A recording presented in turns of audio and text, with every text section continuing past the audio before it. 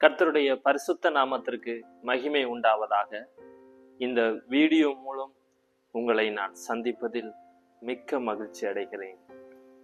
தகப்பன் ஒரு பிள்ளையை சுமப்பது போல கர்த்தர் நம்மளை ஒவ்வொரு நாளும் சுமந்து கொண்டு தாங்கி கொண்டு வருகிறார்.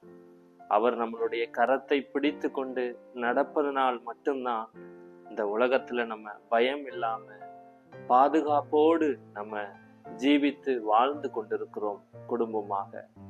செய்தியில சில காரியத்தை நம்ம கேட்கும் போது மழை வெள்ளத்தால எத்தனையோ ஜனங்கள் தன்னுடைய சொந்தங்களையும் தன்னுடைய பிள்ளைகளையும் தாய் தகப்பனையும் இழந்து உறவுகளை இழந்து தவித்து கொண்டிருக்கிற ஒரு கூக்குரலுடைய சத்தத்தை, ஒரு கதறலுடைய சத்தத்தை நம்ம கேட்டுக்கொண்டிருக்கிறோம்.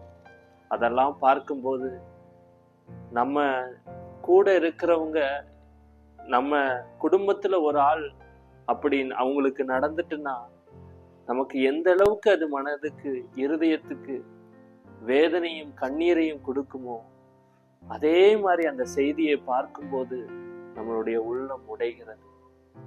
இப்படிப்பட்ட ஒரு ஒரு நெருக்கமான ஒரு ஒரு அவங்களால யூகிக்க முடியாத, இப்படி நடக்குமா அப்படின்னு அவங்க எதிர்பார்த்திருக்க கூட முடியாது. ஆனாலும் அப்படிப்பட்ட ஒரு நிலைமை அந்த ஜனங்களுக்கு வந்து இயற்கை சீற்றத்தால, மழை வெள்ளத்தினால, நிலச்சரிவினால எத்தனையோ பேர் கண்ணீர் வடித்து கொண்டிருக்கிறாங்க. அவர்களுக்காக நம்ம ஜெபிக்கணும். ஏன்னா நம்ம இப்போ பாதுகாப்போட இருக்கிறோம். கர்த்தர் நம்ம மேல கிருபையாக நம்மளை பாதுகாத்து நடத்திட்டு வரார். ஆனாலும் நமக்கு அருகில் இருக்கிறவங்க, நம்ம தொலை தூரத்துல அவங்க இருக்கிறவங்க, அவங்க ரொம்ப வேதனையோடு கண்ணீரோடு புலம்பி கொண்டிருக்கிறத நம்ம கேட்டுக்கொண்டு இருக்கிறோம். கர்த்தர் எவ்வளவு நல்லவர். அவரிடத்துல மனம் விட்டு நம்ம ஜெபிக்கும் போது அவங்களுக்கு ஒரு ஆறுதலை, அவங்க அந்த வேதனையில இருந்தும் அந்த பாடுகளில் இருந்தும் அந்த துன்பத்தில் இருந்தும் அவங்க மீண்டு வர கர்த்தர் அவங்களுக்கு உதவி செய்வார். இந்த நாளில, இந்த புதிய மாசத்துல கர்த்தர் நம்மளை பாதுகாத்து அவருடைய மகத்துவமான கிருபையினால நம்மளை தாங்கி நடத்தி வந்ததற்காக கர்த்தரை நம்ம முழு இருதயத்தோடு நம்ம சோத்தரிப்போம். இந்த புதிய மாதத்துல கர்த்தர் நம்மளை எப்படி நடத்த போகிறார், எப்படி நம்மளை அவர் தேவையை பூர்த்தி செய்து நம்ம வாழ்க்கையை எப்படி மற்றவங்க முன்னாடி தலை குனியாத அளவுக்கு நம்மளை கிருபையாக நடத்த போறார் என்று எதிர்பார்த்து நீங்க காத்து கொண்டிருப்பீங்க. கர்த்தர் நம்மளை கைவிட மாட்டார். நம்மளுடைய குடும்பம் எந்த விதத்திலையும் வறுமையில பாதிக்கப்பட்டுடக்கூடாது, கஷ்டத்துல மூழ்கிடக்கூடாது என்று நம்ம ஒவ்வொருவரும் ஜெபத்தோடு அவரை நோக்கி பார்த்து கொண்டிருப்போம். அதனாலதான் கர்த்தர் இந்த வார்த்தையை உங்களுக்காக கர்த்தர் வெளிப்படுத்தி இந்த வார்த்தையின் மூலியமா அவங்களோடு இடைப்படுகிறார்.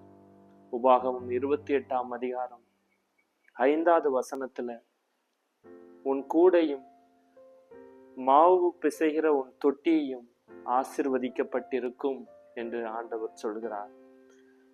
உபாகமம் 28 அதிகாரம் 5வது வசனத்துல, உன் கூடையும் மாவு பிசைகிற உன் தொட்டியும் ஆசீர்வதிக்கப்பட்டிருக்கும்.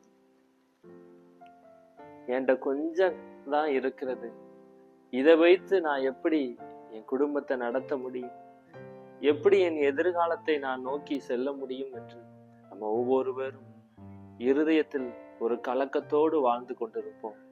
ஆனாலும் கர்த்தர் நம்மேல் பிரியமாக இருக்கிறார், அன்பாக இருக்கிறார். அவர் சொல்கிறார், மகனே மகனே, உன் கூடையில கொஞ்சம் மாவு தான் இருக்கிறதா, கொஞ்சம் எண்ணெய் தான் இருக்கிறதா, நான் அதை ஆசீர்வதிப்பேன். மற்றவங்க முன்னாடி அது குறைவுள்ளதாக அது தெரியலாம், மற்றவங்க முன்னாடி அது ஒன்றுமில்லாமல் தெரியலாம். ஆனால் அதை எடுக்க எடுக்க நான் அதை ஆசீர்வதிப்பேன் என்று ஆண்டவர் நம்மளோடு இடைப்படுகிறார். நம்ம 2 ராஜாக்கள் 4ஆம் அதிகாரத்துல நம்ம வாசிக்கும் போது தீர்க்கதரிசியான ஒரு நபரோட ஒரு மனைவி ஒரு ஸ்திரீ வந்து எலிசாட்ட கேட்கிறா, கர்த்தருக்கு பயந்து நடக்கிற என் கணவர் இப்ப அவர் இறந்து போயிட்டாரு, ஆனாலும் கடன் கொடுத்தவன் என் வீட்டுக்கு முன்னாடி வந்து என்னுடைய 2 பிள்ளைகளையும் அடிமையாக கேட்கிறான், நான் என்ன செய்ய என்று அவ எலிசாவை பார்த்து கதறி வேதனைப்படுகிறார். அவருடைய நிலைமையை அவர் நிலைமையை அறிந்து உணர்ந்து, நான் இப்போ உனக்கு என்ன செய்ய வேண்டும், உன்னிடத்தில் என்ன இருக்கிறது அப்படின்னு கேட்கிறார். அவர் சொல்லுகிறார், ஸ்திரீயானவர், என்கிட்ட ஒரு குடம் எண்ணெயை தவிர வேறொன்றும் இல்லை, என்கிட்ட வேற எதுவுமே இல்லை, என் குடும்பத்துக்கு ஒன்றும் இல்லை என்ற அந்த ஒரு குடம் எண்ணெயை தவிர வேற எதுவுமே என்கிட்ட இல்லை. என்கிட்ட இருந்தது எல்லாம் என்னை விட்டு போயிட்டு, என் கணவர் போன பிறகு என்கிட்ட இப்ப எதுவுமே இல்லை, ஒரு கூட எண்ணெயை தவிர வேற எதுவுமே என்கிட்ட இல்லைன்னு சொல்லி அவன் வேதனையோடு சொல்கிறான். சரி, நீ பக்கத்து அயல் வீட்டுக்காரங்கிட்ட போய் பாத்திரத்தை வாங்கிட்டு வந்து உன் அரைக்கதவு வீட்டை பூட்டி கொண்டு இருக்கிற அந்த எண்ணெயை மத்த பாத்திரத்துல வார்த்து நிறைஞ்ச பிறகு அதை தனியாக தூக்கி வை அப்படின்னு அவர் சொல்கிறார். அதன்படியே தன்னுடைய பிள்ளைகளோடு சேர்ந்து அந்த ஸ்திரீ செய்கிறார். ஆனாலும் தன்னுடைய மகனிடத்துல கேட்கிறார், இன்னும் பாத்திரம் இருக்கிறதா அப்படின்னு. இல்லை அப்படின்னு சொன்னாங்க. அப்பவுமே அந்த எண்ணெய் அப்படி நின்று போயிட்டு, அது வரைக்கும் எடுத்துக்கொண்டே இருந்த எண்ணெய் அந்த பாத்திரங்கள் முழுவதும் எல்லா பாத்திரமும் நிரம்பின பிறகு அது நின்று போச்சு. அப்ப எலிசா சொல்லுகிறார், இதை வித்து உன் கடனை அடை, மீதியானதை உன் பிள்ளைகளோட ஜீவிக்க உனக்கு இது போதுமானதாக இருக்கும், நீ பிழைப்புக்கு இது போதுமானதாக இருக்கும், உன் போஜனத்துக்கு இது போதுமானதாக இருக்கும் என்று எலிசா சொல்கிறார். தேவனுடைய ஒரு மகன், இந்த வேளையில இதை பார்த்து கொண்டிருக்கிற நீங்க, என்கிட்ட கொஞ்சம் எண்ணெய் தான் இருக்கிறது, கொஞ்சம் மாவு தான் இருக்கிறது, இதை வைத்துட்டு என் எதிர்காலத்தை நான் எப்படி கொண்டு போவேன், என் பிள்ளைகளுடைய வாழ்க்கையை நான் எப்படி சீர்படுத்துவேன், என் படிப்பு நிறைய இருக்கிறதே, அதை எல்லாவற்றையும் நான் எப்படி ஒழுங்குபடுத்தி நடத்துவேன், யார் முன்னாடியும் நான் தலை குனிந்து பெயரக்கூடாதே, யாருக்கிட்டையும் நான் கை கட்டி நின்றக்கூடாதே, அவங்களுக்கு திருமணம் செய்து வைக்கணும், எத்தனையோ பொறுப்புகள் என்னிடத்துல இருக்கிறது, இருக்கிற கடனை அடைக்கிறதுக்கு என்கிட்ட வழி இல்லை, நான் என்ன செய்வேன் என்று நீங்க வேதனையோடு இருக்கலாம். கர்த்தர் உங்களோடு இடைப்பட்டு அந்த வார்த்தையை திரும்ப திரும்ப உங்களிடத்துல சொல்கிறார்.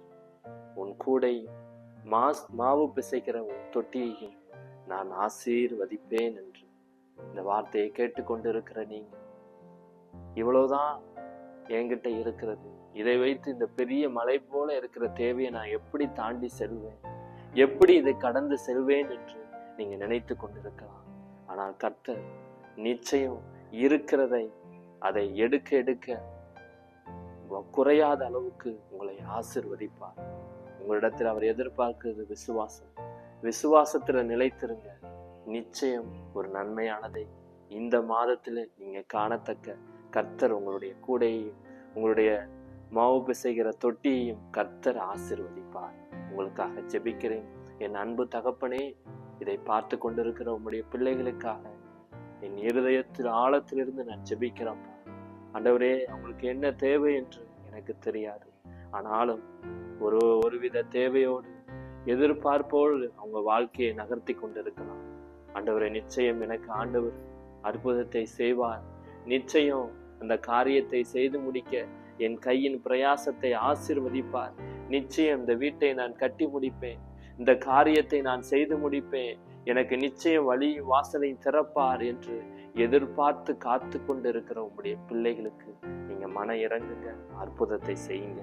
ஆண்டவரே, மற்றவங்களிடத்துல அவங்க கடன் வாங்காத அளவுக்கு அவங்களுடைய வாழ்க்கையை நீங்க நன்மையாக ஆசீர்வாதமாக மாற்றி தரப்போற கிருபைக்காக துதிக்கிறப்பா. அவங்களுடைய ஆண்டவரே அப்பமும் தண்ணீரும் குறையவே கூடாதப்பா. அவங்க வீட்டில் ஆண்டவரே செழிப்பை காணத்தக்க அந்த குடும்பத்தை நீங்க ஆசீர்வதிங்க. உங்களுடைய கரத்துல ஒப்பு கொடுக்கிறேன். இயேசு மூலம் ஜெபிக்கிறேன் ஜீவனுள்ள பிதாவே. ஆமேன், ஆமேன்.